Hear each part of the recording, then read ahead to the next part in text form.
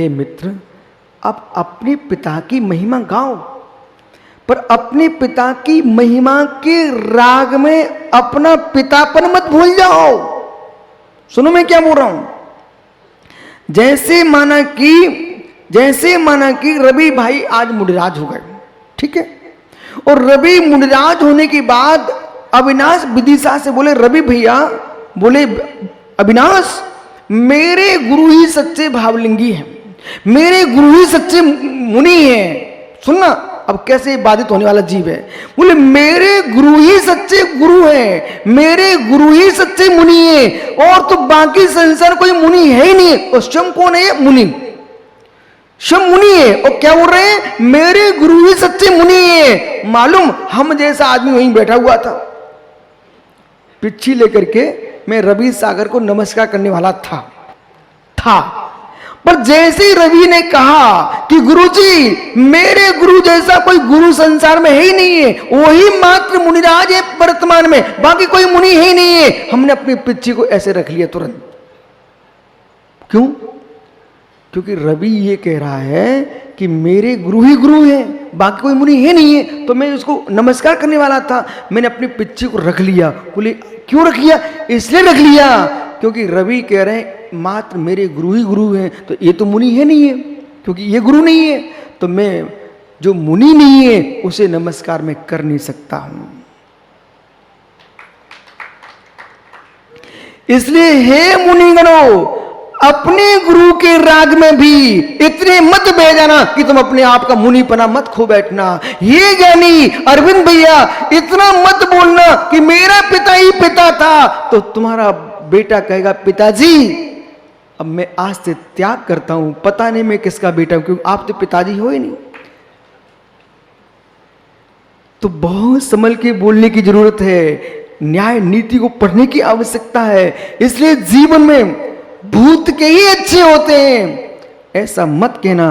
यदि कोई जीव भूत में दान दे गया, ठीक है, और वर्तमान में कोई दान दे रहा है, तो क्या वो दानी नहीं कहलाएगा? अरुण भैया कहलाएगा कि नहीं कहलाएगा? दानी कहलाएगा। माना कि भूत के ही अच्छे होते हैं, ये प्रभात बैठे क्या? यानी भूत के ही अच्छे होते हैं, अरविंद भैया भूत के ही अच्छे होते हैं। तो जो लोग भूत में पाप कर्म करके चले गए, क्या मैं उनको भी पूजूं? और वर्तमान में कोई साधु बना बैठा हुआ है, क्या उसको ना मानूं? इसलिए आगम कहता है भूत समल है तो अपूज्य है, वर्तमान निर्मल है तो पूज्य है, और भूत निर्मल है तो पूज्य है, वर्तमान समल है तो अपूज्य है। मेरे मित्र, सिद्धांत हमारा ये है, हम गुणों के पुजारी हैं, हम मनुष्यों के पुजारी नहीं है। बराबर रवि भैया? जो है विराजो दोनों। इसलिए आप लोग सोच रहे होंगे ये क्या विषय चल रहा है। अब पूरी समाज को, पूरे देश को, राष्ट्र को, रितेश भाई सुन भाई, जानने की तैयारी मत कर। नए प्रमाण निक्षेप, राणा जी 3 बातें नोट करो। प्रमाण, नए, निक्षेप। देखो एक रविवारी प्रवचन नहीं है, एक ग्रंथ की वाचना सुन रहे हैं आप, उसको रहस्य को समझो। नए प्रमाण निक्षेप, नए प्रमाण निक्षेप। जो भी विश्व में व्याख्या होगी ये 3 के आधार पर होगी।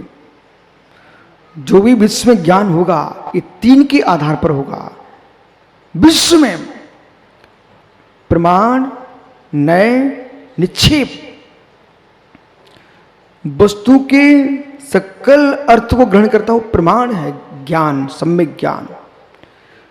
वस्तु के अंश को ग्रहण करता है, उसका नाम नय है। जो निक्षेपण करे उसका नाम निक्षेप है। निक्षेप यानी ट्रस्ट, न्यास। ब्रह्मचारियों, निक्षेप यानी न्यास, न्यास, ट्रस्ट। बोले कैसे? निक्षेप के बिना आप एक भी धर्मात्मा नहीं बन पाओगे। क्या मंदिर में भगवान है? क्या मंदिर में भगवान है? सुनिए ध्यान से, क्या मंदिर में भगवान है? क्या मंदिर में भगवान नहीं है? सोनू है मित्र, एक पाषाण खंड है, धातु है, उसमें आकार प्रभु का आपने बना के रखा है। यदि पत्थर देखोगे तो भगवान नहीं दिखेंगे, धातु देखोगे भगवान नहीं दिखेंगे। स्थापना निक्षेप से ये वह है। हे मित्र, इसका नाम स्थापना निक्षेप है। भगवान महावीर स्वामी की प्रतिमा, महावीर स्वामी स्थापना निक्षेप, उन्हीं की तुम पूजा करके स्थापना निक्षेप की आराधना करके पाप से बच रहे हो मित्र।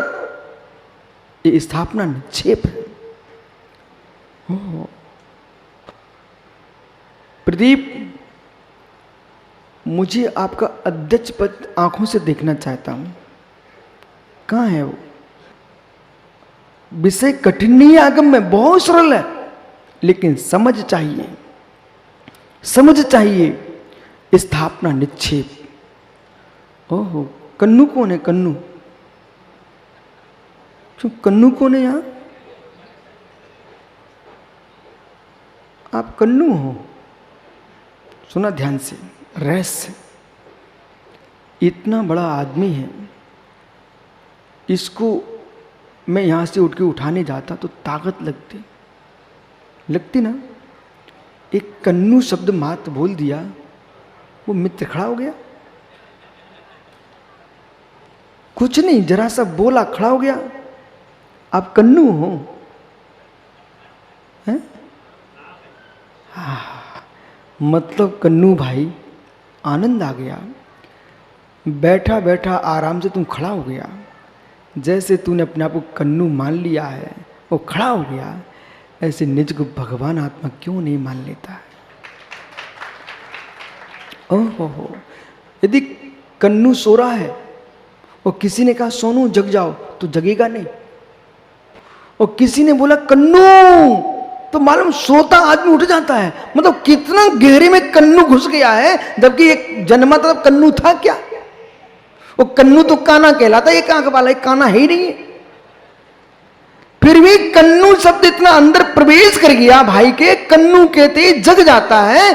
हे मित्र, जैसे कन्नू से आपने ये नाम निक्षेप है, व्यवहार चलाने के लिए ये नाम रख दिया जाता है। काना नहीं होने पर भी कन्नू। और मेरे मित्र, चूहा को देख के भाग जाए और नाम है शेर सिंह। और मालूम घास सिर पर रख के और बाजार में बेच करके पेट भरने वाला नाम है अमीर चंद जी। और कितने लोग ऐसे हैं मालूम? एक आपकी फिरोजाबाद में एक बहुत बड़े सेठ हुए, जिन्होंने भगवान बाहुबली स्वामी की विशाल प्रतिमा स्थापित की फिरोजाबाद में। उनका नाम देव कुमार जी क्या है? छदामी लाल, नाम है छदामी लाल। और ये नगर का सेठ, नाम है छदामी लाल। और मालूम, मैंने तो शास्त्रों में पढ़ा है देवों के कोई बच्चे नहीं होते। मैंने तो शास्त्रों में पढ़ा देवों के बच्चे नहीं होते हैं, पर रायपुर में एक ऐसा बच्चा है, उसका नाम देव कुमार है। ओ हो, पूरे देश में उसका नाम पता है। जहां भी विद्वानों में चर्चा चले तो भैया रायपुर में कोई पंडित है, उन्हें देव कुमार। देवों के कुमार कब से होने लग गए भाई?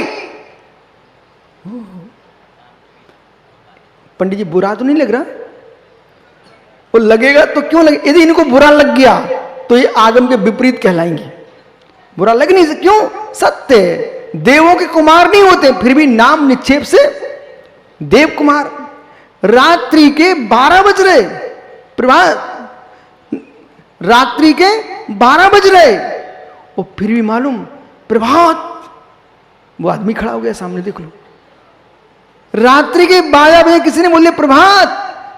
रात्रि के 12 बजे प्रभात होता क्या? लेकिन एक आदमी का नाम तुमने प्रभात रख दिया, वो सामने खड़ा हो गया। देखो, ये नाम निक्षेप की महिमा। हो जब नाम निक्षेप से प्रभात खड़े हो सकते हैं। इतना ही नहीं, कन्नू भाई बुरा तो नहीं लग रहा? ईमानदारी से बोलना। आपको लगे भी तुम दोनों को बुरा तो मुझे कोई फर्क नहीं पड़ेगा, लेकिन लगना नहीं चाहिए। मित्र, प्रभात भैया,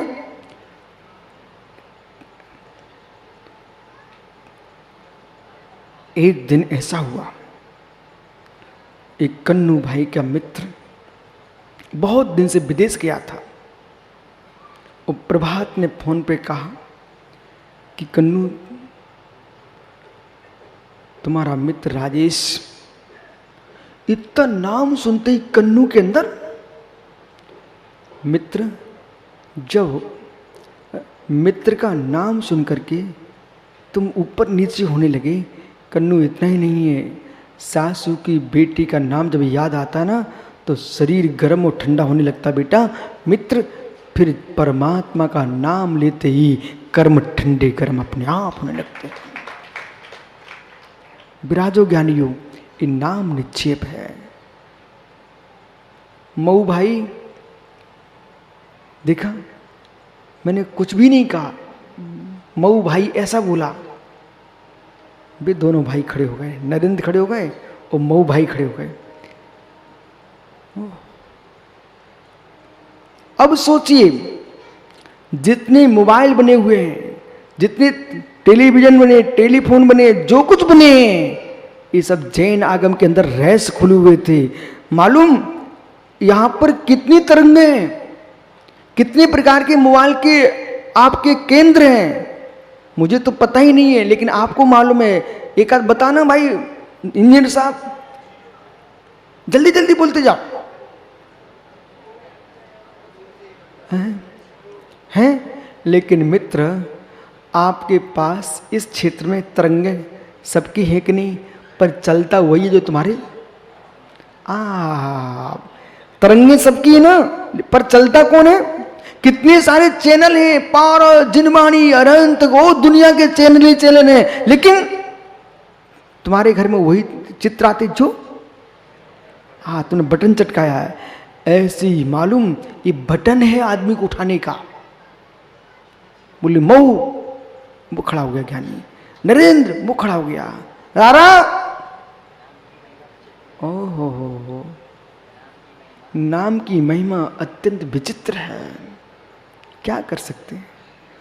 अब स्वीकार कर लो कि बैठो भैया, जिन आगम में कितने गुण रहस्य भरे हुए हैं कि मतलब वहां वैज्ञानिकों ने एक बटन लगा दिया, वो तुमको चालू करने जाना पड़ता है, लेकिन यहां तो मात्र मुख से बोला तो आदमी चालू हो जाता है। इतना ही नहीं है, इतना ही नहीं है ज्ञानियों, इतना ही नहीं है, आंखों के पलकों को देख करके भी आजकल मशीनें काम करने लगी हैं, तो हाथ के अंगूठे को लगाने से मशीनें काम करने लगी हैं। ओ ज्ञानी, जो विद्या आज वैज्ञानिक लेके आ रहे हैं, जैन आगम में सनातन काल से लिखी रखी हुई है। अंतर इतना कि आपको समय चाहिए सुनने के लिए, आपको समय चाहिए पढ़ने के लिए। ऐसे गुण रहस्य आप सोचते रहेंगे, आप विश्वास मानो। मैं कोई कॉलेज का छात्र नहीं हूं, ये सब पढ़े लिखे बच्चे बैठे यहां पर, लेकिन आगम में इतना ज्ञान है कि कॉलेजों की दीवारों से कॉलेज का ज्ञान नहीं बनता मित्र, आगम के प्रश्नों से कॉलेजों में पढ़ाई होती है। और ये कंप्यूटर, ये दुनिया के यंत्र, दुनिया की मशीनें, कि पागल तो नहीं हो रहा आप लोग? इन मशीनों के माध्यम से मानव का मस्तिष्क की संरचना हुई है कि मानव के मस्तिष्क ने इन मशीनों का निर्माण किया है। फिर भी व्यक्ति पराधीन है मशीनों से, फिर भी आदमी पराधीन है मशीनों से। एक समय था आदमी बही खाता भी नहीं बनाता था, सब मस्तिष्क में रखता था। इतनी बुद्धि छीड़ हुई, बही खाता बन गया। अब तो बही खाता भी लगाना नहीं जानते बच्चे। क्या? कैलकुलेटर। बेटा, एक कैलकुलेटर से तुम्हारा बुद्धि नहीं बनी, तुम्हारी बुद्धि से बना कैलकुलेटर। श्री षटखंडागम जी के तीसरी पुस्तक में इतने प्रकार के गणित की व्याख्या की गई है। गणित वर्गीत, संवर्गीत, लघुत्तम, महत्तम, इतने समीकरणों की व्याख्या जिन आगम में की गई है। तुम एक्स वाई पढ़ते रहते ना, बीज गणित, रेखा गणित, अंकगणित, सारे गणितों की व्याख्या आपको बोध होना चाहिए। देश के छात्रों को महान जैन दिगंबराचार्य महावीराचार्य नाम के आचार्य हुए, राधा जी नाम नोट करो, महावीराचार्य नाम के आचार्य हुए हैं, जिन्होंने ज्ञानियों आपको मालूम होना चाहिए गणित सार नाम का ग्रंथ लिखा हुआ है। अभी कुंभ का मेला था उज्जैन में, अवधेशानंद जी एक उनके साधु हिंदू समाज के, उनके मुख्य पंडाल में गणित सार ग्रंथ का एक चित्र बनाया गया था, वहां रखा गया। बोले भारत में गणितज्ञ तो सबसे पहले महावीराचार्य का गणित सार लिखा हुआ था। और जब भी शून्य का नाम आएगा तो सर्वनंदी आचार्य का नाम आएगा। भारत में नहीं, विश्व में दिशन लव शून्य शून्य, ये शून्य की जो व्याख्या की गई है वो भारत में की है। वो भारत में कहां पर हुई है? जैन दर्शन ने सारे विश्व को शून्य दिया है।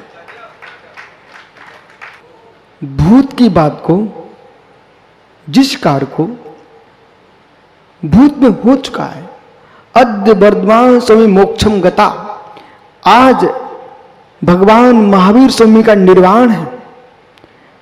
दीपावली को क्या बोलते हो? आज भगवान महावीर स्वामी का निर्वाण कल्याण है। भगवान का निर्वाण हुए तो मेरे मित्र 2500 वर्ष हो चुके हैं, लेकिन फिर भी आज निर्वाण महोत्सव है। ये कथन भूत निगमने का है।